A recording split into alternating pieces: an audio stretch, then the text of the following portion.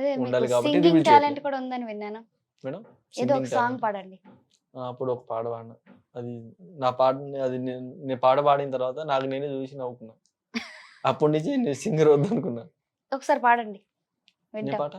ఇప్పుడు 'జాబిల్లి' కోసం అందరి ఫేవరెట్ కదా! సో అది పాడండి. అది పాడొచ్చా? పాడండి.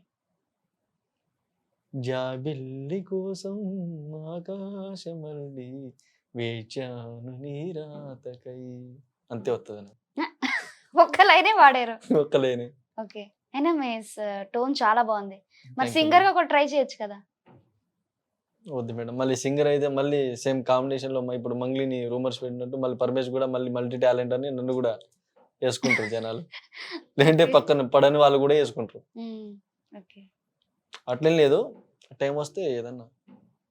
ఓకే. కానీ ఫస్ట్ అయితే నేను సినిమా చేయాలనుకున్నా. దాని మీదనే ఫోకస్ అయ్యి ఉన్నా.